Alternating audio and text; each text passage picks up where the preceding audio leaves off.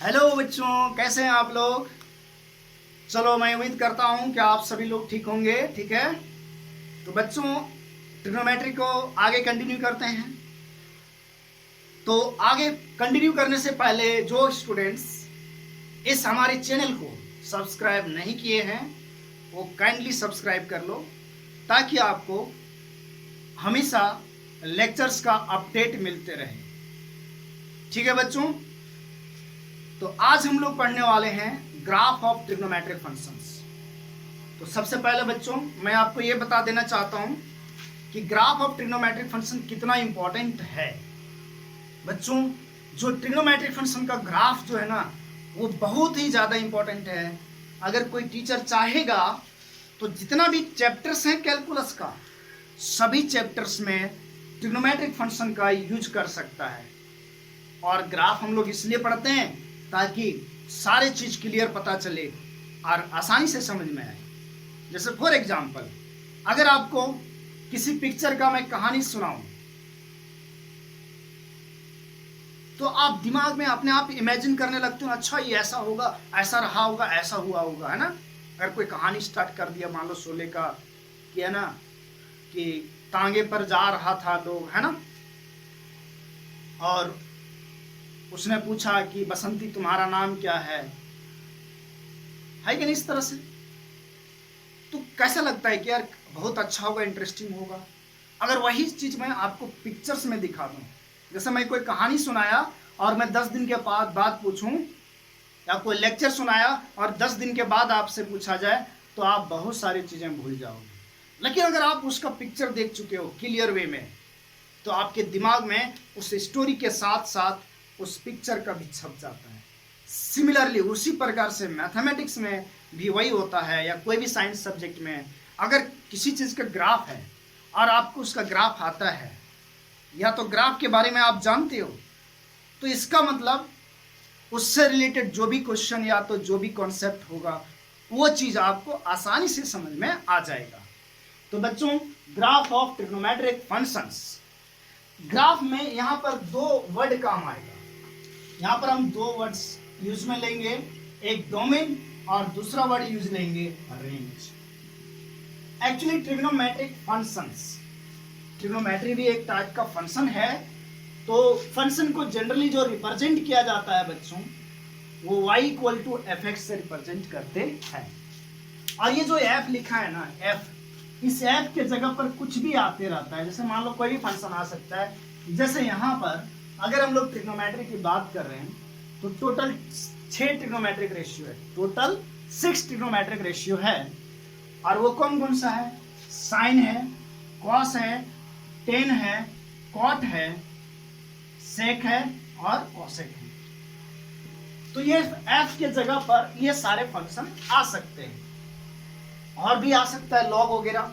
तो अगर मान लो f के जगह पर साइन आया तो ये क्या बन जाएगा? y equal to sine x. Cos आया तो ये क्या बनेगा? y equal to cos x. Tan आया तो क्या बनेगा? y equal to tan x. और ये कॉट एक्स, यहाँ पर सेक एक्स। और इसी तरह से बच्चों कॉसेक एक्स बनेगा कि नहीं बनेगा? ये चीज आप लोगों ने देखा है। मतलब ऐसा है, ये फंक्शन होता है। ठीक है, मतलब फंक्शन डेफिनेशन में नहीं बताने जा रहा हूँ कि function what is the function, ये मैं नहीं बोलने जा रहा हूँ। मतलब इस टाइप का ये एफ जो है फंक्शन को रिप्रेजेंट करता है। और ये जितने भी 6 हैं ट्रिग्नोमेट्रिक रेशियो, सारे ट्रिग्नोमेट्रिक फंक्शन। अब क्वेश्चन अराइज होता है कि सर ये x क्या होता है यहाँ पर? तो बच्चों ये x जो है ना, वो इंडिपेंडेंट वेरिएबल है। इंडिपेंडेंट मतलब यहाँ हम x का वैल्यू कुछ भी रख सकते हैं, लेकिन y जो है ये x पर डिपेंड करता है। ये जो y है ये किस पे डिपेंड करता है? x पर। इसलिए y को हम लोग बोलते हैं डिपेंडेंट वेरिएबल। y को क्या बोला जाता है? Dependent variable.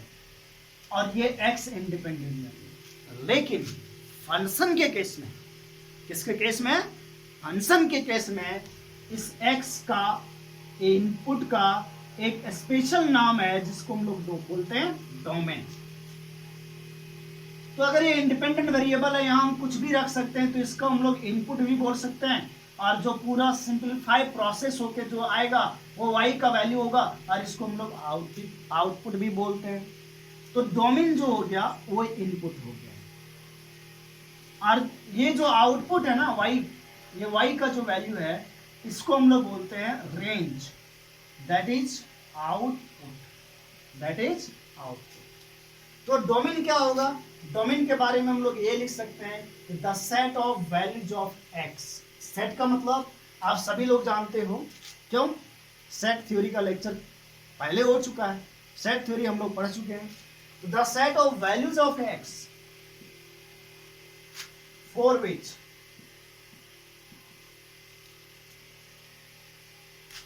fx is defined, मतलब x के वही वैल्यू को लेना है जिसके लिए x डिफाइंड है।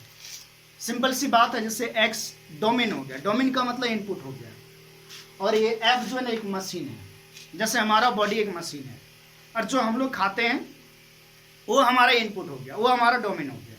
तो अगर अलग अलग आदमी है, चाहे एक आदमी है एक जानवर है, तो आदमी और जानवर का खाना अलग अलग होता है।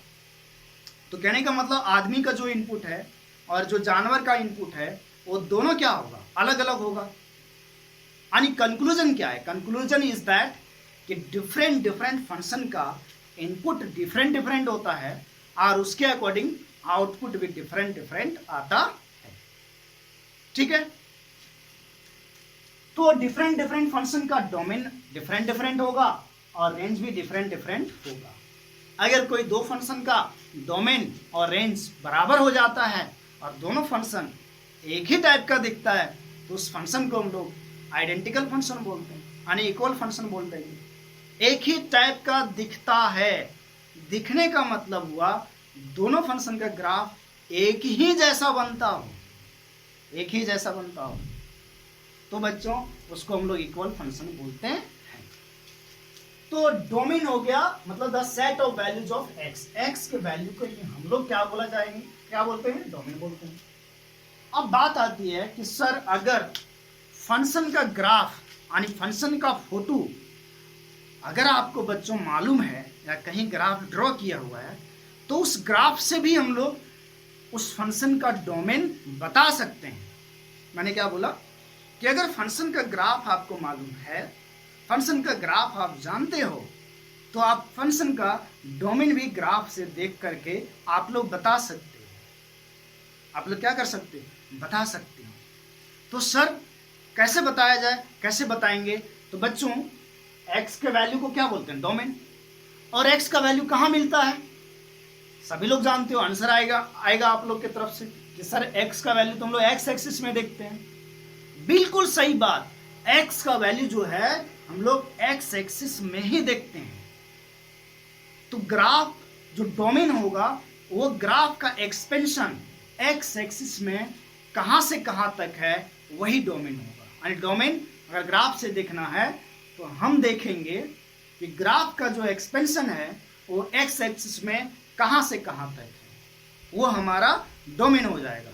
सपोज दैट मान लो कि ग्राफ का जो एक्सपेंशन है x एक्सिस में -4 से लेकर के 7 तक है, तो डोमेन जो हो जाएगा -4 to 7 हो जाएगा। जैसे एग्जांपल से ये y एक्सिस हुआ और ये x एक्सिस हुआ, यहाँ पर हम किसी भी एक फंक्शन का ग्राफ ड्रॉ कर लेता हूँ, और मान लिया ये ग्राफ ड्रॉ कर लिया, ये जो है इधर -2 से लेकर के ये 3 तक है। तो ग्राफ जो देखो, ये ग्राफ जो है x एक्सिस में -2 से लेकर के 3 तक एक्सपेंड है। तो डोमेन जो हो जाएगा, जो डोमेन हो जाएगा हमारा, वो क्या हो जाएगा? -2 to 3, -2 से 3 तक है, तो डोमेन हो गया -2 से 3। तो हम यहाँ पर बोल सकते हैं कि डोमेन क्या होगा?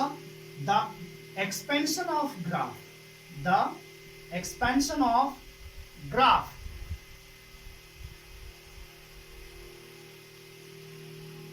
on x axis is domain, is domain। और डोमेन क्या होता है बच्चों? Domain is input of function, domain is input, domain input होता है। अब हम लोग डिस्कस करते हैं व्हाट इज रेंज। बता चुका हूं रेंज क्या होता है। y का वैल्यू। तो हम लोग बोल सकते हैं, लिख सकते हो the set of values of y, the set of values of y for every x in its domain of function y equal to fx is called range, ये रेंज हो जाएगा बच्चों। ये क्या चीज हो जाएगा? रेंज हो जाएगा आपका। तो set of values of y के वैल्यू को ही क्या बोला जाता है? Set of values of y को ही क्या बोलते हैं? रेंज होता है। सिंपल सी बात आपको याद रखना है कि y रेंज होता है। अब फिर से वही बात, अगर हम लोग को ग्राफ से देखना है रेंज क्या होगा, तो बस सिंपल सी बात है, y रेंज होता है। और y कहाँ हम लोग को मिलता है? y एक्सिस में। तो ग्राफ का एक्सपेंशन y एक्सिस में जहां से जहां तक होता है उसी को हम लोग रेंज बोलते हैं। और ये y एक्सिस जैसे कि वर्टिकल होता है, खड़ा होता है, तो हम लोग बोल सकते हैं कि y एक्सिस में ग्राफ का हाइट कितना है वही रेंज होगा। तो हम लोग सिंपल भाषा में बोलें तो height of the graph, HIGST, height of the graph on y axis is range. उसी को क्या बोला जाएगा? रेंज बोला जाएगा। जैसे सपोज दैट अगर इसका मैं हाइट देखना चाहता हूं तो सबसे नीचे ग्राफ यही है ना, यही पॉइंट है। तो यहां से अगर मैं यहां बढ़ाया तो हम अगर सपोज दैट ये वाला पॉइंट होगा 0.5 सपोज दैट, और सबसे ऊंचा यहाँ पर है ना, दिख रहा है यहाँ ऊपर ऊंचा। तो अगर हम हॉरिजेंटली चले हैं, अगर सबसे ऊपर यहाँ दिख रहा है तो हम हॉरिजेंटली चले हैं तो हमको ये पॉइंट मिलेगा। और ये पॉइंट मान लो 2 है, तो हाइट ऑफ द ग्राफ कितना हो गया? 0.5 से लेकर के, हाइट ऑफ द ग्राफ क्या हुआ? 0.5 से लेकर के 2 तक। तो यही हाइट जो होगा वो रेंज होगा 0.5, 2। तो उम्मीद करते हैं किसी भी बच्चे को कोई कंफ्यूजन नहीं होना चाहिए इस डोमेन और रेंज के कॉन्सेप्ट में। ठीक है बच्चों, तो आप लोग राइट डाउन कर लो, बढ़िया से लिखो इसको। चलो लिखो।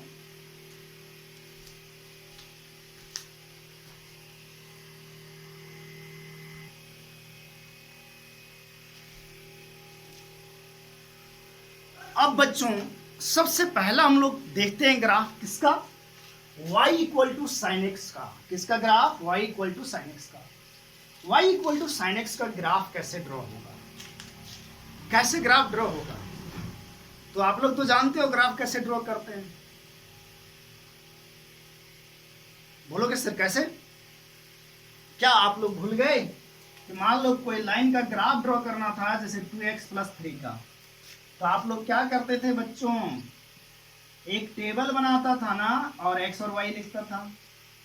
x का वैल्यू अपनी मर्जी से लिया तो y का वैल्यू कैलकुलेट करके आ जाएगा, जो भी आना होगा। या तो y का वैल्यू अपने मर्जी से लिया तो x का वैल्यू मिलेगा। जैसे मैं x का वैल्यू 0 लिया, यहाँ 0 रखेंगे तो y = 3 आएगा। अगर -1 लिया तो ये -2 + 3 1 आ जाएगा। y का वैल्यू 1 लिया तो y का वैल्यू 5 आ जाएगा। फिर हम लोग क्या करते थे कि पॉइंट मिल गया हमको ना, जैसे पॉइंट कैसे लिखते हैं? x, y से। पॉइंट तो ऐसे ही होता है ना, x, y। अरे कोऑर्डिनेट एक्सिस में पॉइंट को ऐसे नहीं दिखाते हैं x, y। कोऑर्डिनेट एक्सिस मतलब क्या है? x और y एक्सिस वाला क्षेत्र है, पॉइंट ऐसे दिखाते हैं। तो यहाँ पर आपको 3 पॉइंट मिला। कौन कौन सा मिला? 0, 3, -1, 1 और 1, 5। इन तीनों पॉइंट को इस कोऑर्डिनेट एक्सिस, y एक्सिस हो गया, x एक्सिस में रिप्रेजेंट करते हैं। जैसे ये 1, 2 इस तरह से कुछ स्केल बनाता था 4, फिर -1, -2, -3 वगैरह, फिर 1, 2, 3, 4, 5 इस तरह से होता था कि नहीं? तो 0,3 देखो x में 0 और y कितना 3, तो ये पॉइंट हो गया। -1,1 देखो ये -1 है और यहाँ 1 है, तो ये पॉइंट हो गया। तो लाइन को ड्रॉ करने के लिए ना, लाइन को ड्रॉ करने के लिए हम लोग को 2 ही पॉइंट का जरूरत है, और 2 पॉइंट मिल गया, फिर इसको हम लोग मिला देते थे, तो ये लाइन का ग्राफ बन गया, लाइन बन गया, लाइन का ग्राफ बन गया इस तरह से।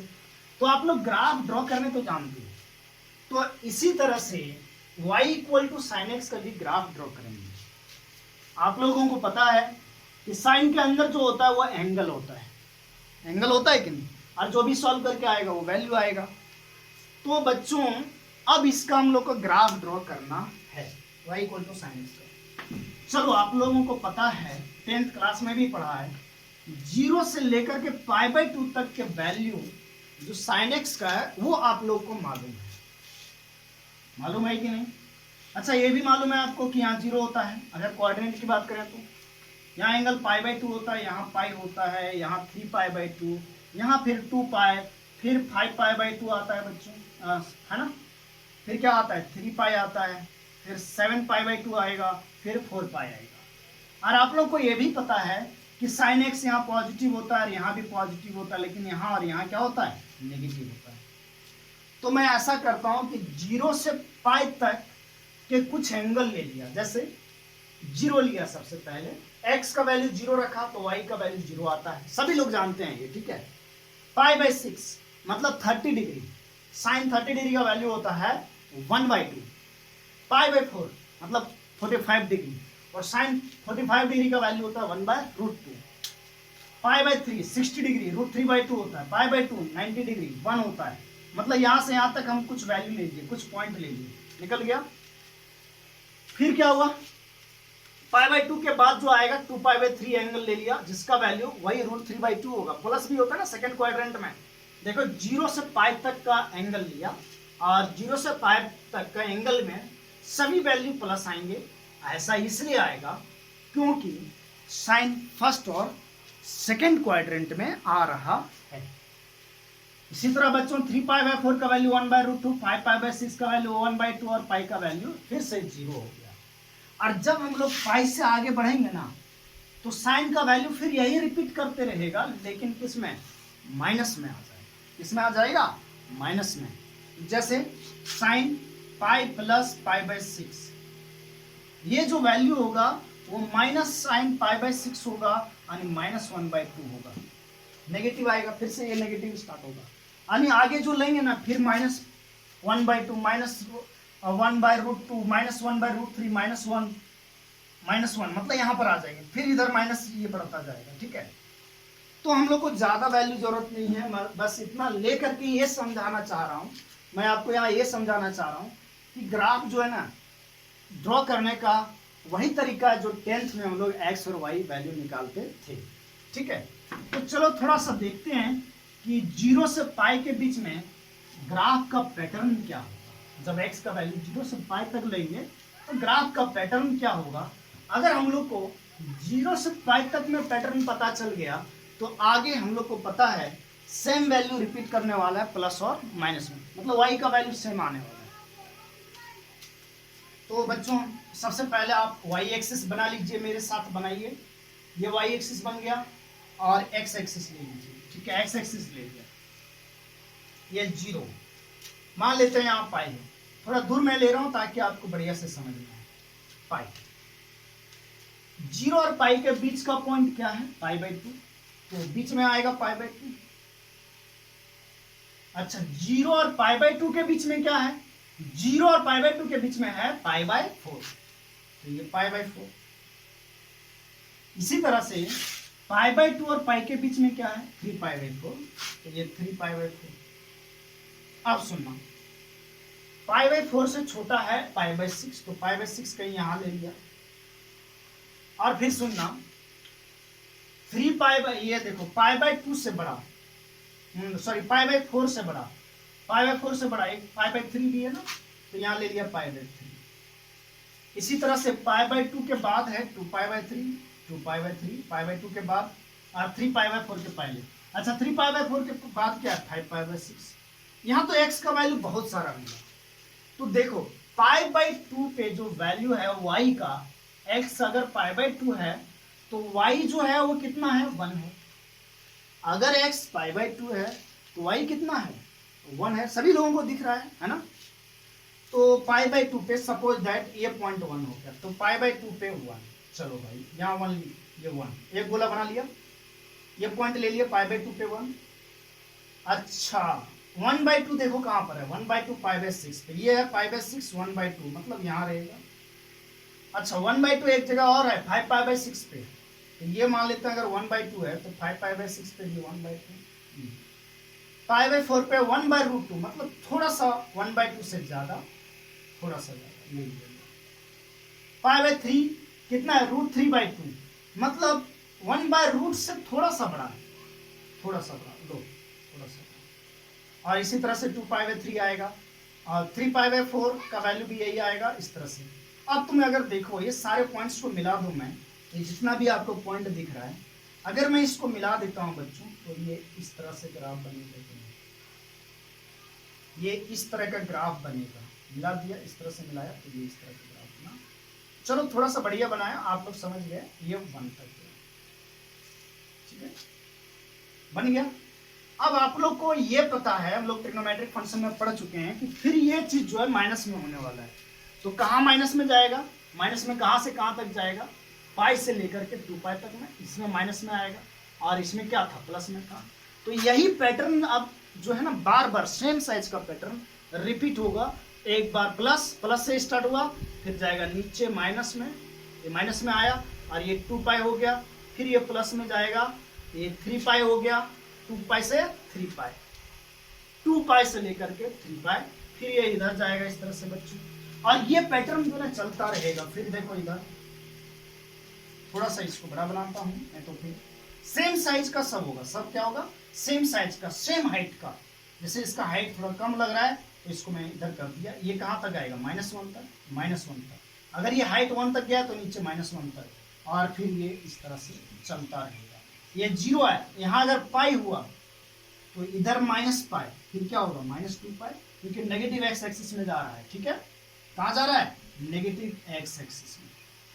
तो ये ग्राफ जो साइन एक्स का ना इसी तरह लहरें जैसी बनती है, और जो एक्स एक्सिस को कट करता है वो 0 पे, पाई पे, 2π पे, 3π पे, आगे क्या आएगा 4π, 5π, 6π, और ये जो प्लस में इधर हुआ वही चीज माइनस में इधर इंटरसेक्ट करेगा ग्राफ, -π, -2π, -3π वगैरह। अच्छा पाई और 2π के बीच का वैल्यू होगा 3π/2, फिर इसके बीच का वैल्यू 5π/2, और फिर यहाँ बीच में क्या आएगा 7π/2। इसी तरह बच्चों यहाँ -π/2, ये -3π/2। आपको क्या याद रखना है, सुनो, एक्स एक्सिस पे दो वैल्यू याद रखना है, एक 0π 2π वाला, मतलब ग्राफ एक्स एक्सिस को किस किस पॉइंट पे इंटरसेक्ट करता है, मतलब किधर से गुजरता है, ये बातें आपको याद रखना है। इसी तरह इधर भी याद रखना है। और दूसरी बात बीच वाला वैल्यू, जैसे आपको ग्राफ ड्रॉ करोगे तो केवल यही लिखना है π/2 बीच वाला, 0π, π/2 पे देखो वैल्यू 1, लेकिन 3π/2 पे साइन का वैल्यू होता है -1। ग्राफ से बहुत आसानी होता है। अगर कल को किसी ने आपसे पूछ दिया साइन 5π/2 क्या होगा, तो ग्राफ पता है तो अच्छा 5π/2 ऊपर, इधर गए कितना 1 आ गया, आया कि नहीं 1। अगर आपसे किसी ने पूछा कि जैसे 2π के बाद एक पॉइंट मैंने ले लिया, एक वैल्यू ले लिया 13π/6, तो 13π/6 कितना होगा, तो हम क्या करेंगे, इस तरह से वर्टिकल बढ़ेंगे और फिर जाएंगे, तो 13π/6 जो हो जाएगा वो कहाँ जाता हुआ दिख रहा है 1/2 पे, तो साइन 13π/2 1/2 हो जाएगा। तो इस तरह से हम लोग ग्राफ में देख सकते हैं। अच्छा एक चीज और ग्राफ से दिख रहा है बच्चों कि ये वाला जो पैटर्न है ना, ये वाला पैटर्न ये बार बार रिपीट कर रहा है, ये वाला पैटर्न बार बार रिपीट कर रहा है। तो वैसा फंक्शन जिसके ग्राफ का पैटर्न एक फिक्स टाइम के बाद रिपीट करने लगता है, एक फिक्स टाइम इंटरवल में, ऐसे बोल दूं कि अगर किसी फंक्शन के ग्राफ एक फिक्स टाइम इंटरवल के बाद रिपीट करते रहता है, एक फिक्स टाइम इंटरवल में रिपीट करते रहता है, तो वैसे फंक्शन को पीरियोडिक फंक्शन बोलते हैं। अगर आपको लिखना है कि what is periodic function, then you can write the function which repeats its value in a fixed interval of time is called periodic function। वैसे फंक्शन जो अपना वैल्यू एक फिक्स इंटरवल ऑफ टाइम के बाद रिपीट करते रहता है, एक फिक्स टाइम इंटरवल में रिपीट करते रहता है के बाद में, एक फिक्स टाइम इंटरवल में रिपीट करते रहता है। जैसे देखो पाई बाई 2 पे कितना वैल्यू 1, फिर देखो 2 पाई के बाद पाई बाई 2 आया, कितना वैल्यू 1, यानी ये जो साइन एक्स है वो 1 दे रहा है पाई बाई 2 इंटरवल के बाद में, मतलब पाई बाई 2 पे दिया, फिर 2 पाई ऐड कर दो 5 पाई बाई 2 आएगा, फिर वहां वैल्यू 1 देगा, फिर pi by 2 add 2 pi add कर दो वहां 1 वैल्यू देगा। यानी एग्जांपल के लिए जैसे साइन पाई बाई 6 कितना होता है, वो 1/2 होता है, तो ये साइन 1/2 साइन पाई बाई 6 का वैल्यू नहीं होगा, केवल किसका होगा 2 पाई प्लस पाई बाई 6 का भी होगा। फिर से आप इसमें अगर 2 पाई ऐड कर दो sine 4 pi plus pi by 6 का भी वैल्यू कितना होगा 1/2 होगा। तो आप क्या देख रहे हो कि 1/2 जो वैल्यू आ रहा है साइन एक्स का वो रिपीट करते जा रहा है, किस किस टाइम इंटरवल में, 2 पाई इंटरवल में, ठीक है। तो ऐसा बिहेवियर जो फंक्शन शो करता है उसको क्या बोलते हैं, पीरियोडिक फंक्शन। और दूसरी बात, जो टाइम इंटरवल मतलब जितने देर के बाद सेम वैल्यू रिपीट करता है उस टाइम इंटरवल को हम लोग पीरियड बोलते हैं, फंक्शन का पीरियड बोलते हैं। यानी what is the period, the time interval in which the function repeats it's value is called period of that function, period of that function. तो यहां पर बच्चों सुनो, साइन एक्स जो है ना एक पीरियोडिक फंक्शन है, पीरियोडिक फंक्शन है जिसका पीरियड विथ पीरियड कितना 2 पाई। इस बात को आप याद रखोगे, साइन एक्स का पीरियड कितना होता है 2 पाई होता है। अच्छा, अभी इसको एक्सप्लेन करने से पहले मैंने डोमेन की बात करा था, तो डोमेन ऑफ साइन एक्स क्या होगा, डोमेन मतलब एक्स का वैल्यू, और एक्स का वैल्यू कहां देखते हैं, एक्स एक्सिस में। तो डोमेन का ग्राफ से देखने के लिए आपको बताया था, क्या बताया था भाई, ग्राफ से डोमेन को कैसे देखते हैं, कैसे देखते हो सर, कि सर ग्राफ का एक्सपेंशन एक्स एक्सिस में कहां से कहां तक है वही क्या होता है, डोमेन होता है। तो हम देख रहे हैं जो साइन एक्स का ग्राफ है, जो साइन एक्स का ग्राफ है वो एकदम इस छोर से लेकर के उस छोर तक है, और आगे जितना दूर एक्स एक्सिस जाएगा वो ग्राफ चलता रहेगा। मतलब इस छोर को अगर माइनस इंफिनिटी हम लोग बोले और उस छोर को प्लस इंफिनिटी, तो माइनस इंफिनिटी से प्लस इंफिनिटी तक साइन एक्स का ग्राफ एक्स एक्सिस में एक्सपेंडेड है।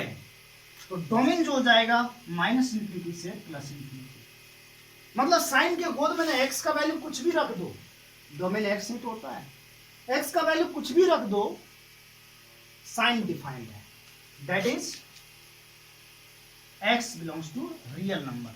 अरे माइनस इंफिनिटी से प्लस इंफिनिटी को r से ही तो डिनोट करते हैं। अब तीसरा चीज क्या आता है, सर रेंज क्या होगा, अरे रेंज क्या होता है, y का वैल्यू, और y का वैल्यू कहां देखते हैं, x एक्सिस में। अगर रेंज ग्राफ के मेथड से देखना है, ग्राफ से देखना है, तो ग्राफ का हाइट कितना है y एक्सिस में, वही हमारा रेंज हो जाएगा। देखो ग्राफ सबसे नीचे यहां तक आया -1 तक, और सबसे ऊपर 1 तक गया है, तो रेंज क्या होगा -1 से +1। रेंज क्या होता है, height of the graph on y axis, y axis में ग्राफ का हाइट देखो -1 से 1 तक है, तो रेंज क्या हो गया -1 से लेकर के 1 तक। तो बच्चों जितना भी ट्रिग्नोमेट्रिक फंक्शन है हमारा टोटल 6, आपको ध्यान रखना है एक ग्राफ, डोमेन, रेंज और उसका पीरियड। अगर ये 4 चीजें आप ध्यान रख लेते हो तो आपको आगे जहां भी ट्रिग्नोमेट्रिक फंक्शन आएगा और ग्राफ से रिलेटेड, पीरियड से रिलेटेड, डोमेन से रिलेटेड क्वेश्चन आएगा, आपको बिल्कुल भी दिक्कत नहीं होने वाला है। और यही इंपॉर्टेंट है, सबसे ज्यादा इंपॉर्टेंट। आप सोच भी नहीं सकते हो कि अगर आप इस चीज को याद रख लेते हो कितना मजा आएगा आगे पढ़ने में। You can't believe that you will always enjoy if you know these things, okay? बहुत इंपॉर्टेंट है। और सबसे ज्यादा क्या ध्यान रखना है कि ये ग्राफ कहां से पास कर रहा है। तो बच्चों आज के लेक्चर में हम लोग यहीं तक देखते हैं, नेक्स्ट लेक्चर में हम लोग आगे जितने भी ट्रिग्नोमेट्रिक फंक्शन है उसका ग्राफ देखेंगे और एक्सप्लेनेशन देखेंगे, क्योंकि अब हम लोग को बात समझ में आ गया कि ग्राफ कैसे ड्रॉ होता है और पीरियड क्या होता है, पीरियोडिक फंक्शन किसको कहते हैं, डोमेन क्या होता है, रेंज क्या होता है, ये सारी बातें हम लोग यहाँ पर जान गए हैं। तो आगे वाले जो भी ट्रिग्नोमेट्रिक फंक्शन है उसमें हम लोग केवल क्या करेंगे, ग्राफ ड्रॉ करेंगे, ये 3 बातों को लिखेंगे। ठीक है बच्चों, चलो थैंक यू।